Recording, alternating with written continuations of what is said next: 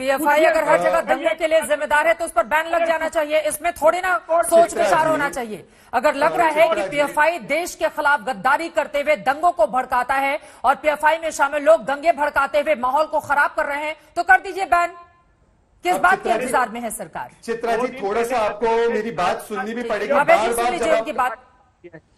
2 दिन पहले आदिवासी भाइयों को अगर मैं इस प्रकार से डिबेट मैं भी खराब कर सकता हूँ। चित्रा जी, मैं डिबेट आपकी खराब कर सकता हूँ। यदि आप अभय दुबे को कंट्रोल नहीं करेंगे तो मुझे भी फिर अपने तरीके। ठीक है शहजाद पूनावाला जी, सब लोग कंट्रोल में हैं।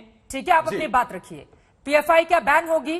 मैं दोनों सवालों का जवाब देंगे आप? प्लीज मुझे अपना मौका दीजिए, मुझे अपना सवाल का जवाब देने दीजिए। पहले तो किस चतुराई से ये मतलूब अहमद का सवाल का जवाब नहीं दे पा रहे हैं। इसके अलावा छाबड़ा दंगों का जो आरोपी है आसिफ, वो इफ्तार पार्टी में पाया गया अशोक गहलोत की, और ये कहते ही इसलिए कि दंगे हुए नहीं ताकि सारे दंगाइयों को बचा सके। इसीलिए दंगाइयों को बचाने के लिए सबसे बड़ी भाईजान कांग्रेस पार्टी बनने की कोशिश कर रही है, क्योंकि ये तुष्टिकरण की कदरदान है। अब मैं आना चाहता हूं पीएफआई पर। चित्रा जी, आपको मैं बताऊं, पीएफआई जो पीएफआई बनी उससे पहले सिमी थी। ये खुद लेफ्ट पार्टियों ने अपने केरला के हलफनामे में, हाईकोर्ट में हलफनामे में कहा था कि ये नया अवतार बन के आई है। इसलिए ये लोग अवतार तो बदलते, इसलिए हमने केवल तंजीम नहीं व्यक्तियों पर भी प्रतिबंध लगाने की जब यूएपीए में प्रावधान लाने का काम किया तो उसका विरोध किसने किया? अभय दुबे की पार्टी ने। आज मैं इनसे पूछना चाहता हूं, नहीं सुन लीजिए चित्रा जी, इस प्रकार से डिबेट नहीं हो सकती। चित्रा जी बार बार बीच में बोला जा रहा है और 2021 अप्रैल में चित्रा जी बार बार अलाउ कर रही हैं आप इसको कि वो मुझे बीच में टोके और रोके। चित्रा जी ये तरीका नहीं है आपके। अभय जी एक बार उनकी बात हो जाने दीजिए। अभय जी एक बार उनकी बात हो जाने दीजिए। शहजाद पूनावाला एक सेकंड सर। शहजाद पूनावाला जी, मुझे आज 30 सेकंड भी बोलने का मौका नहीं दे रही है। अब ये तो दर्शक ही सुन रहे हैं कि आपको 30 सेकंड इस तरह के जो आरोप लगा रहे हैं उसमें कितनी सच्चाई है। आप अपनी बात को पूरी कर लें। अभय दुबे को क्या यहाँ पर हर व्यक्ति के बीच में बोलने का अधिकार, विशेष अधिकार है? ये बिल्कुल कोई अधिकार नहीं है। और यहाँ पर मैं टाइमर लगा के नहीं बैठी हूँ। शहजाद आराम से प्लीज एक सेकंड। अभय दुबे जी थोड़ा इंतजार कीजिए, बाकी दो लोग भी लाइन में हैं। बाकी दो लोग भी लाइन में हैं। शहजाद पूनावाला जी, मैं पूछ रही हूँ कि बैन होगी पीएफआई? वही सवाल। बिल्कुल, हाँ मैं आपको वही बता रहा हूँ। देखिए पीएफआई में जो भी लोग ये दंगाई मानसिकता के लोग हैं, एक एक व्यक्ति के ऊपर कार्रवाई केवल और केवल हमारी सरकार ही कर रही है। आपको बता दूं, कानून व्यवस्था राज्य सरकार का मामला है। कई ऐसे राज्य सरकार है जिन्होंने इस पर प्रतिबंध लगाया है, लगाने के लिए मांग की है, क्योंकि उन्होंने केस बिल्डअप किया है। जहां पर सबसे ज्यादा सक्रिय है केरला में, और जहां पर सबसे ज्यादा सक्रिय है झारखंड में, जहां पर सबसे ज्यादा सक्रिय राजस्थान में, यहां पर ये लोग केसेस हटा रहे। मैंने अभी आपको कर्नाटका का उदाहरण दिखाया। पहले आप इनसे पूछे कि 175 केस क्यों इन्होंने हटाए। अगर ये मानते कि पूरे देश में बैन होना चाहिए तो क्यों राजस्थान के कोटा में इन्होंने मार्च निकालने दी?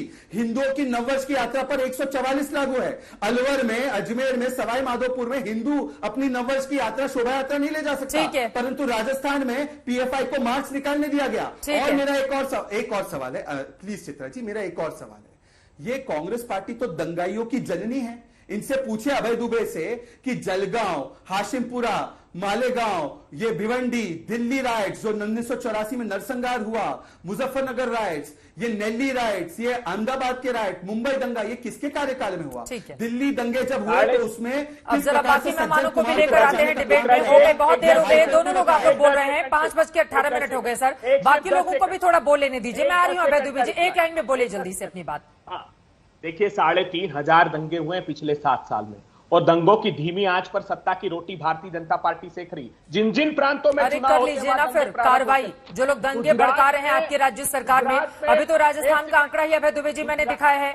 पिछले 4 सालों में दंगों का आंकड़ा क्या रहा है? अगले साल चुनाव होने हैं। कानून व्यवस्था राज्य सरकार के कंट्रोल में है या फिर नहीं है? करौली से कोई सबक आप लोगों ने लिया या फिर नहीं लिया? सवाल तो यही है ना।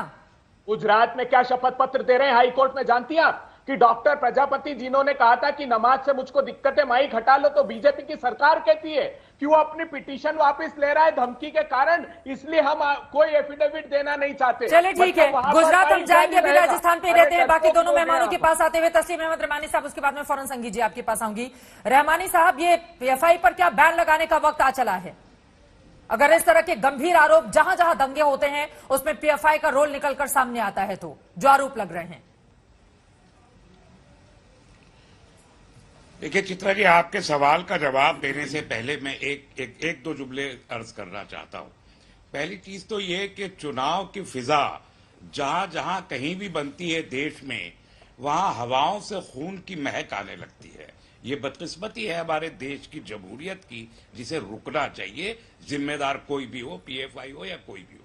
दूसरी बात मैं कहना चाहता हूं, इस बार 16 हमारे 3 मई को ईद की पूरे मुल्क में एट एन एवरेज 4 लाख नमाजें हुई हैं। पूरे देश में 4 लाख नमाजें हुई हैं। दंगा कहाँ हुआ? सिर्फ एक जोधपुर में, इसके अलावा कहीं दंगा, और जो भी दंगा, झंडे को लेके दंगा, जो भी भगवा हो या हरा हो, जिस वजह से भी हुआ, वो सरकार की नाकामी है। अभय दुबे जी चाहे जितना कुछ कहें, दंगा होने दिया गया, भगवा झंडा लगने दिया गया, हरा झंडा लगने दिया गया, इंतजामिया ने नहीं रोका। ये इसके लिए सरकार को जवाब दे तो होना पड़ेगा। अभय दुबे जी की सरकार है, वहां एंटी इनकम्बेंसी का इम्पैक्ट इन्हीं को होना है। दूसरी बात मैं कहना चाहता हूं कि जहां ये टोपी वाले लोग पत्थर मारते दिखाई देते हैं, एक यहाँ ऑर्गेनाइजेशंस, हिंदुत्व रेडिकलाइज ऑर्गेनाइजेशंस का एक बड़ा रोल इस देश में अभी चुनाव में होता है। उसमें विश्व हिंदू परिषद भी है, बजरंग दल भी है, अभिनव भारत भी है, हिंदू सनातन संस्था है, हिंदू सेना है, वगैरह वगैरह। अब एक के हाथ में तलवार है, गेरवा पहने हैं। उसी तरह एक मुस्लिम राष्ट्रीय मंच भी है, वो भी आरएसएस का मुस्लिम विंग है, वो जाली वाली टोपी लगा के वो पत्थर मार रहा होता है।